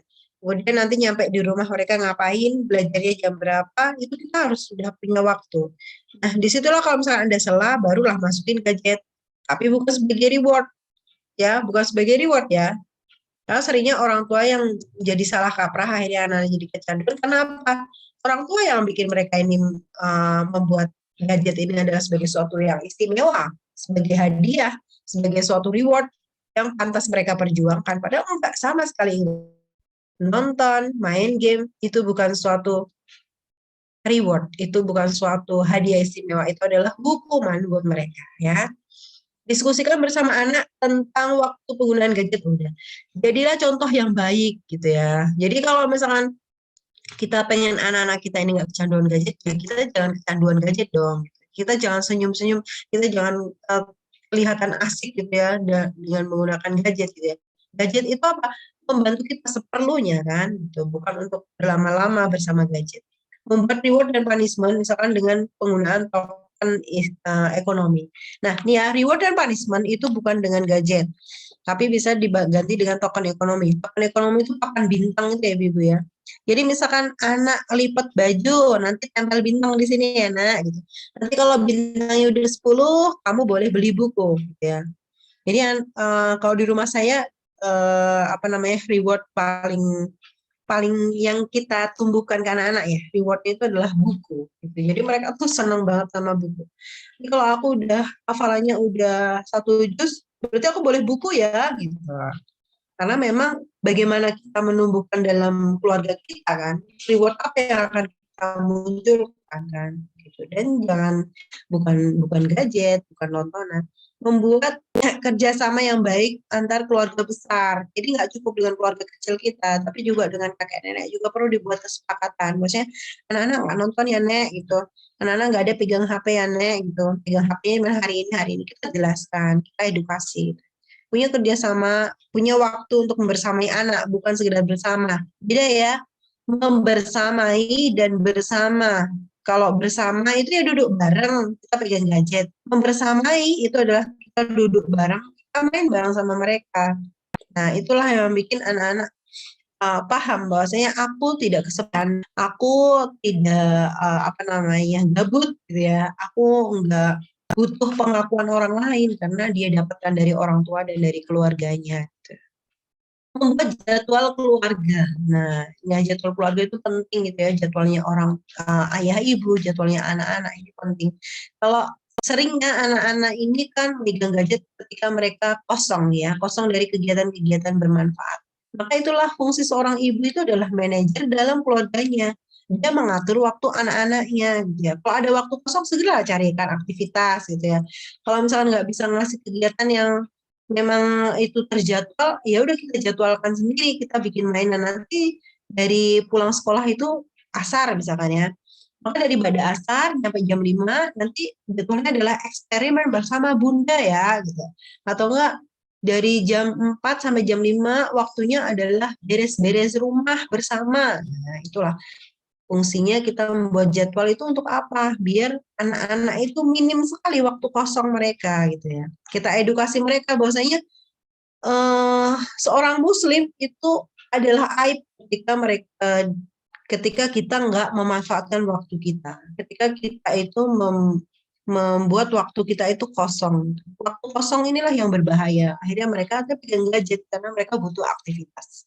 Tapi kalau kita sudah bisa memberikan aktivitas yang positif, kita bisa mengajak mereka untuk berkegiatan yang baik, yang sesuai minat mereka. Kita harus kenal dulu minat mereka itu apa. Minat mereka di bidang olahraga, oke, kita carikan komunitas dan kegiatan di bidang olahraga. Minat mereka di bidang robotika, oke, kita carikan komunitas.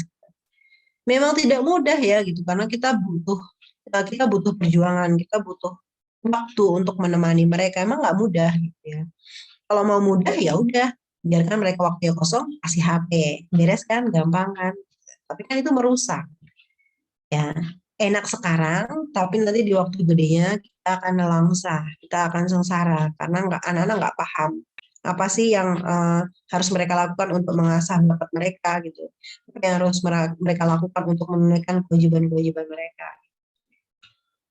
Kemudian tegas bukan berarti galak. Tegas itu kalau misalkan kita main gajinya 15 menit, bunda kasih timer ya. Gitu. Kalau udah timernya udah bunyi ya sudah gitu. Tapi bukan ngomel-ngomel kan.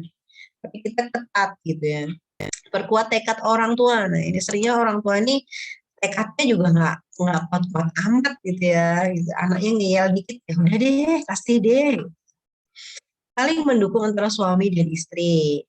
Berikan proyek kepada anak tentang skill, jangan hanya soal kognitif, jangan cuma disuruh belajar ya Ibu ya, tapi juga skill memasak, menyapu, kemudian skill merapikan tempat tidur mereka, skill untuk membuat makanan, skill untuk membuat mainan, dan lain sebagainya.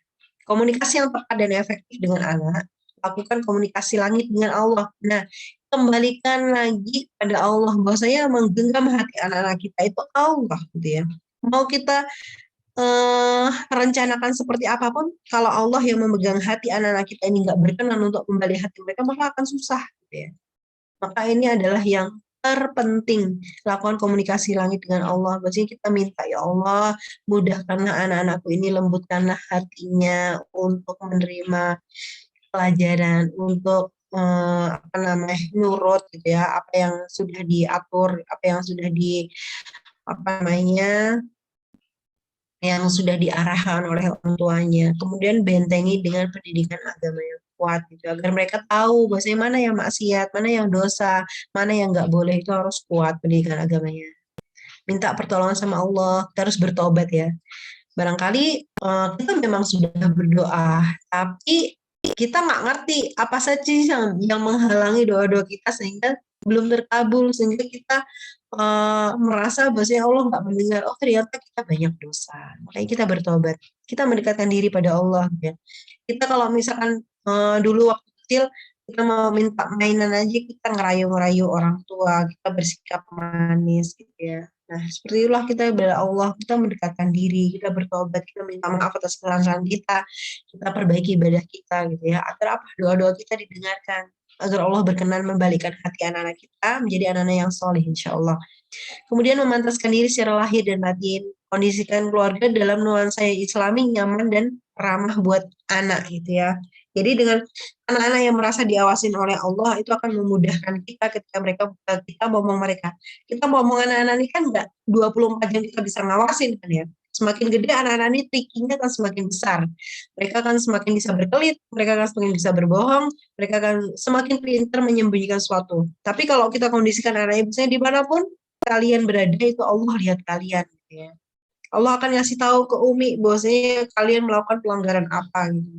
Nah, itu maka anak-anak akan merasa dimanapun mereka berada, maka Allah melihat mereka gitu ya. Mereka lebih terjaga dari pelakunya. Dan jangan lupa mendoakan anak-anak kita. Demikian, semoga bermanfaat. Kita baca dari yang ayat dulu ya.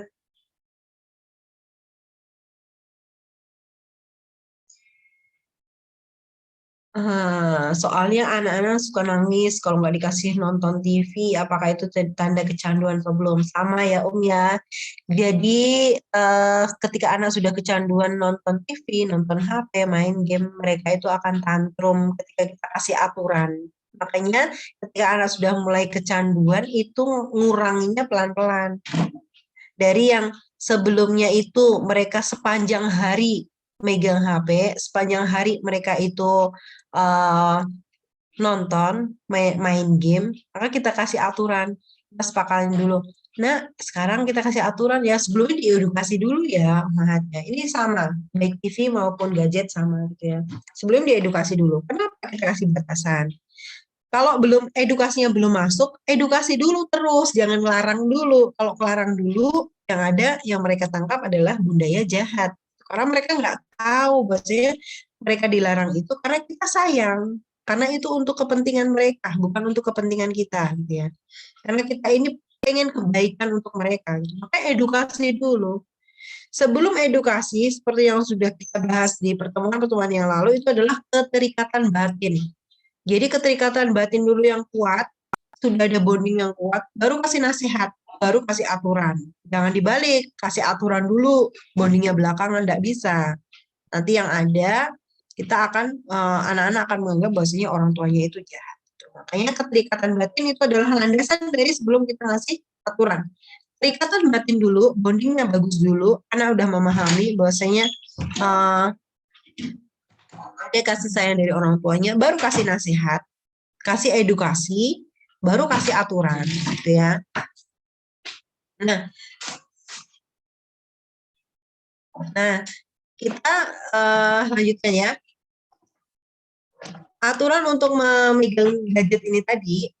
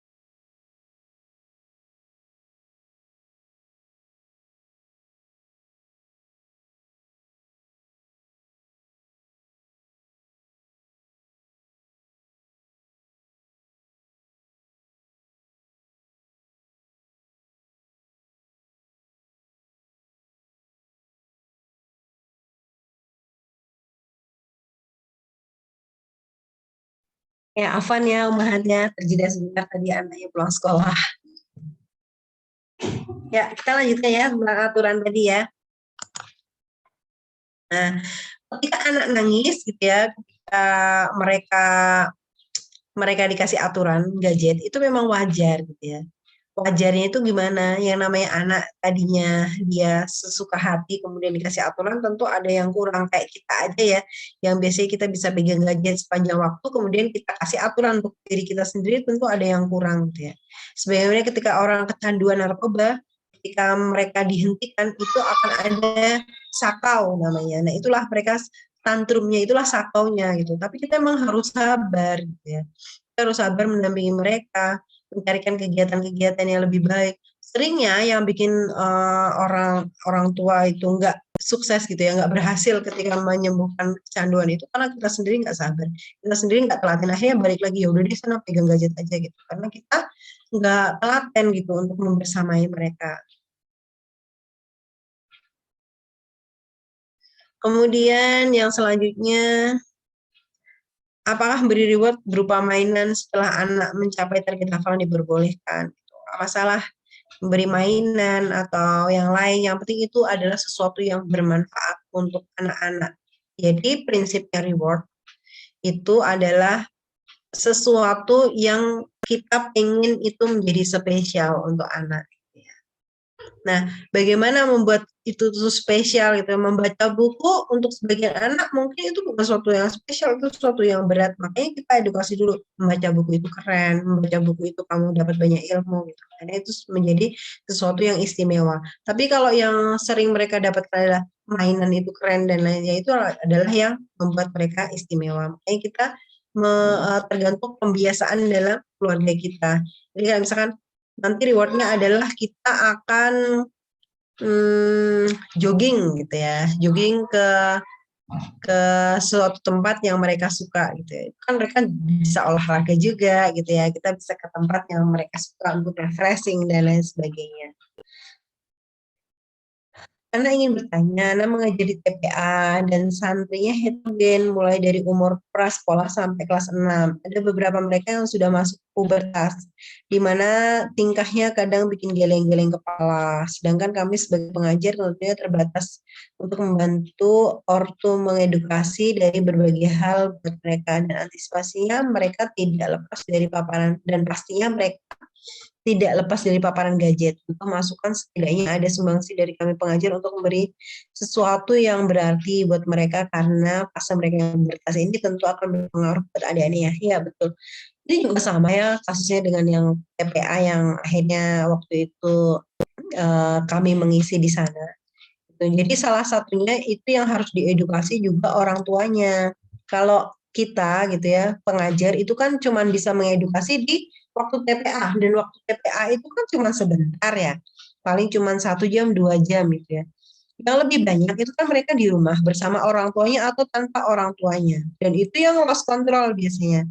Kemudian hal-hal segala sesuatu yang mereka bawa dari rumah itu mereka bawa ke TPA, akhirnya berpengaruh ke adik-adik yang kecil-kecil begitu kan.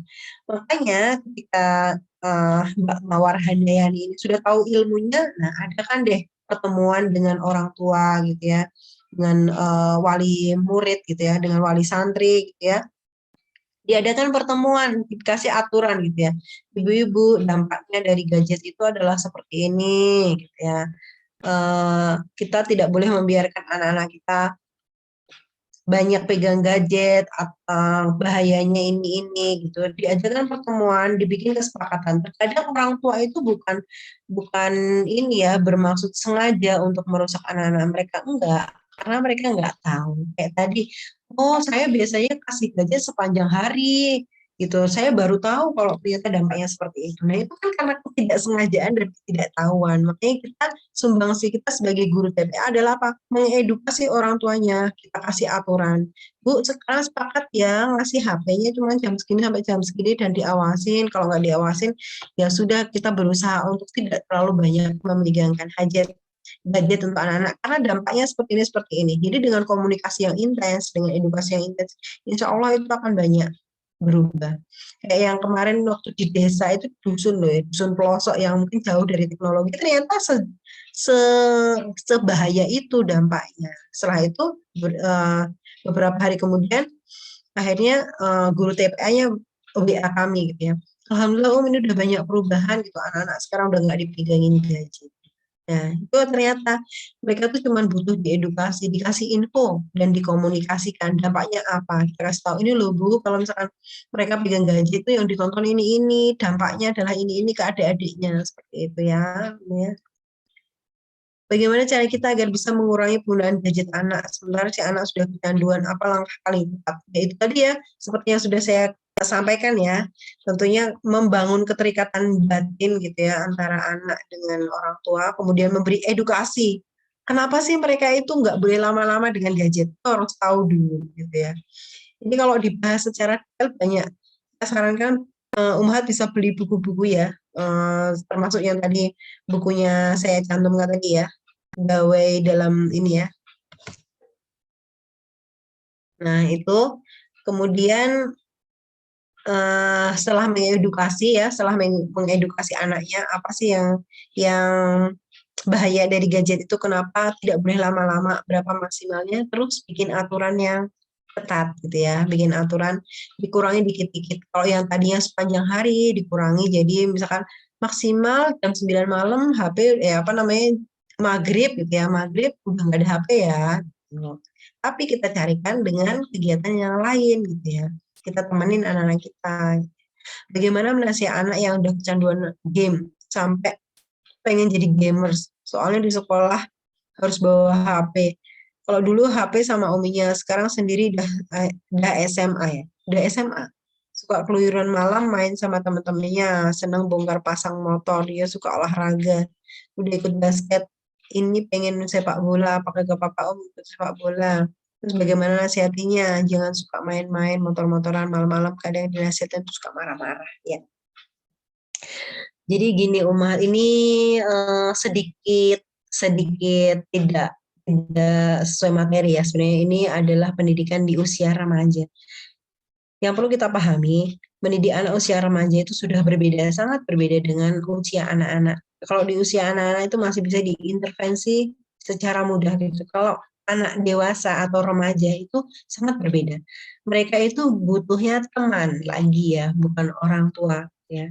Kenapa mereka itu butuh teman? Karena mereka sudah mulai di masa pembentukan jati diri. Mereka pengen dihargai sebagai sosok manusia yang seutuhnya. Seringkali kita lupa untuk menghargai mereka sebagai sosok manusia yang seutuhnya. Seringkali kita masih ingatnya mereka itu anak-anak yang bisa diatur gitu ya, yang bisa didikte gitu ya, enggak. Jadi ketika kita pengen masuk ke dunia remaja, maka kita harus mengikat dulu hatinya agar ada keterikatan batin dengan mereka.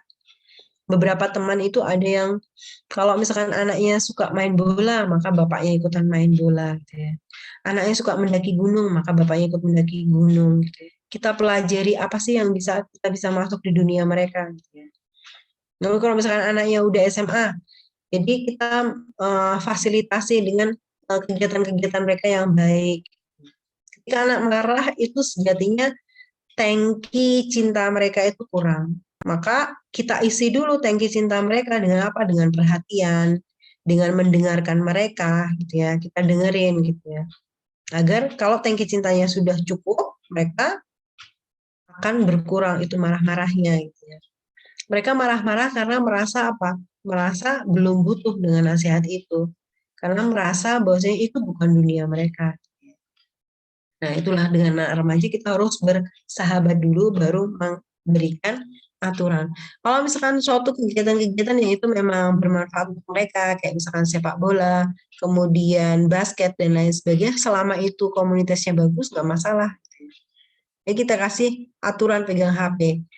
Kalau misalkan pegang HP, apa saja yang bisa ditonton, apa saja mereka bisa lihat, gitu ya.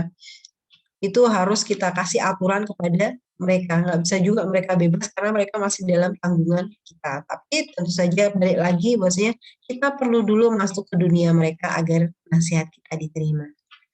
Bagaimana caranya buat anak 7 tahun menang setiap hari dalam kegiatan ibadah? Menang apa senang, Om? Senang kali ya, senang dalam kegiatan ibadah. Ya, kegiatan apapun, kegiatan positif apapun, edukasi apapun, entah itu belajar, entah itu beribadah, entah itu makan, entah itu apapun lah, itu sebenarnya nggak ada kok anak-anak itu nggak mau gitu, nggak ada anak-anak malas. Yang ada itu adalah anak-anak nggak ngerti alasan kenapa harus melakukan itu. Karena defaultnya melakukan itu kan berat ya. Sholat itu berat, makan itu berat, mandi itu berat ya. Defaultnya seperti itu. Ketika anak-anak belum ngerti strong why-nya, strong why itu alasannya, kenapa aku harus melakukan itu gitu ya.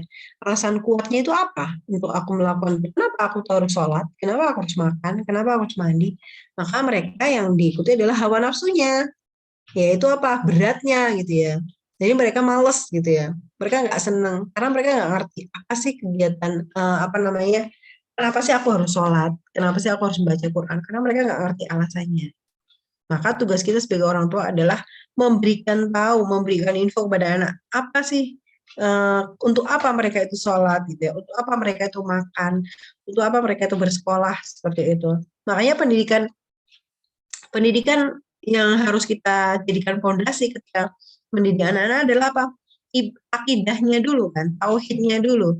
Bukan kita itu menyuruh mereka sholat gitu. Makanya dasar dari dakwah Rasulullah itu adalah apa? Akidahnya dulu gitu ya, tauhidnya dulu dibenerin, baru ibadahnya. Kenapa? Agar tahu strong why-nya. Kenapa aku sholat gitu? Kenapa disuruh sholat gitu? Karena kita itu hambanya Allah gitu ya. Karena Allah yang menciptakan kita, karena Allah yang memberikan rezeki kan, seperti itu. Itulah konsep dalam pendidikan anak itu, kita kasih tahu dulu strong why-nya apa untuk mereka melakukan itu, motivasinya itu apa gitu ya. Nah, barulah kita arahkan mereka untuk sholat gitu. Kalau sudah tahu alasannya, kita beri reward ketika mereka melakukan, bisa dengan papan bintang itu tadi gitu ya. Masih banyak ya ini apa namanya pertanyaannya. Kita sampai jam berapa, Kakak admin?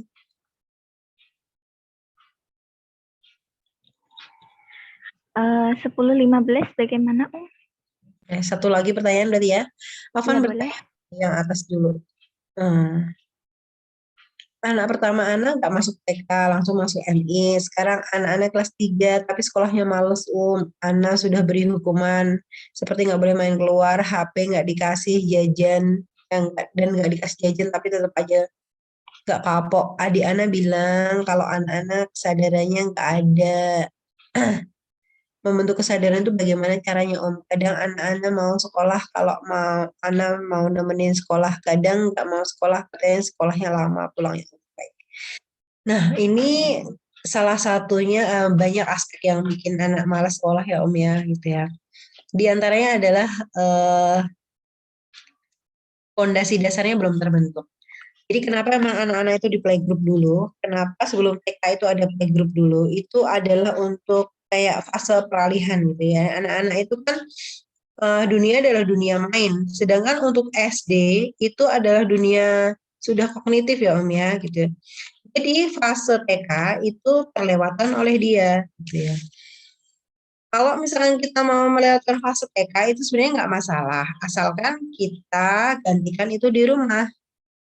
Jadi sebelum anak-anak itu belajar lebih intens untuk soal-soal, mengerjakan soal, jadi kalau SD itu kan udah banyak soal-soal ya, udah banyak pemahaman. Mereka perlu perlu apa namanya, kuatkan dulu pondasinya, menyukai calistung gitu ya, untuk calistungnya lebih bahagia, menguatkan menulisnya. Tapi kalau mereka nggak melalui fase TK, ketika menulis itu mereka kan merasa berat. Kenapa merasa berat? Karena otot-ototnya belum terbentuk. Itulah kenapa ketika kita mengajari anak menulis, kita harus mengajari mereka dulu meremas, merobek, menjimpit, untuk menguatkan otot-otot mereka gitu ya. Jadi jangan sepelekan misalkan pelajaran di PAUD gitu ya. Kok pelajarannya cuma disuruh meremas doang, disuruh merobek, disuruh orek-orekan. Ya itu tuh menguatkan dulu otot mereka gitu ya. Untuk masuk ke tahap menulis. Ketika anak di TK ya, TK yang terlalu ngejar target gitu ya, anak harus bisa nulis, tapi mereka nggak paham tahapan-tahapan sensori anak. Yang ada anak akan merasa benci dengan aktivitas nulis itu. Karena apa? Capek loh nulis itu kalau ototnya nggak kuat. Mereka nggak terbiasa meremas, mereka nggak terbiasa membentuk-bentuk pakai plastisin itu. Capek ototnya kan. Akhirnya mereka jadi benci menulis. Nah, ketika ini kasusnya ini sudah masuk MI dan sekarang mogok, maka kalau saran saya bukan dengan dihukum, dengan dihukum itu nggak akan menyelesaikan masalah karena dia ini si anak ini lagi ngerasa berat gitu loh, lagi merasa itu sesuatu yang harus berjuang banget dibanding teman-temannya. Teman-temannya mungkin punya dasar yang bagus, mereka udah punya otot yang kuat, mereka udah punya kebiasaan membaca yang bagus. Tapi anak ini karena dia nggak masuk fase TK, dia langsung masuk SD, dia berat, dia harus melalui dulu fase TK-nya di SD yang sudah banyak beban. Ya. Jadi kalau misalkan ini sudah dalam tahap yang benar-benar susah untuk diperjuangkan, kalau saran saya mending ditarik, masukin dulu ke kejar paket gitu ya, kejar paket, lalu nanti bisa balik lagi ke SD ketika dia sudah siap. Karena kalau dipaksain, khawatirnya nanti semakin berat, dia akhirnya justru benci dengan aktivitas sekolah itu gitu ya. Kalau kejar paket itu kan lebih fleksibel ya. Nah, kita bisa membiasakan membuat dia lebih senang lagi untuk bersekolah dan dia punya strong why-nya. Dia tahu kenapa aku harus sekolah, kenapa aku harus belajar, kenapa aku harus mengerjakan PR, kenapa aku harus menulis. Itu manfaatkan 1 tahun itu untuk memberikan dasar-dasar itu, menggantikan TK yang tidak dia ikuti atau mungkin memberikan motivasi gitu ya. Jadi kalau jangan dipaksain, nanti malah ke belakangnya dia akan melalui itu dengan berat, nanti bisa jadi bom waktu gitu ya Om ya. Untuk selanjutnya saya kembalikan ke admin, sudah jam 10.15 tepat. Jazakumullah khairan. Amin wa iyyakum.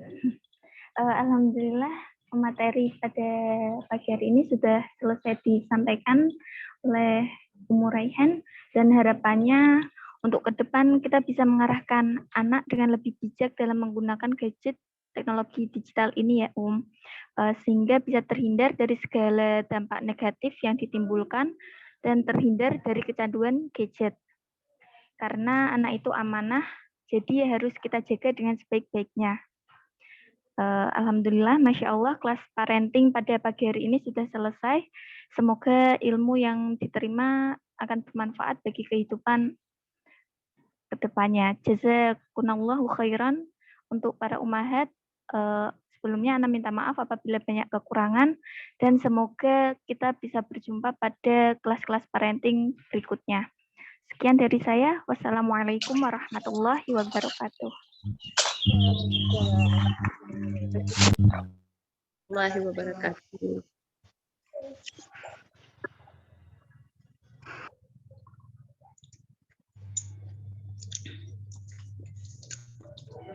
Waalaikumsalam warahmatullahi wabarakatuh.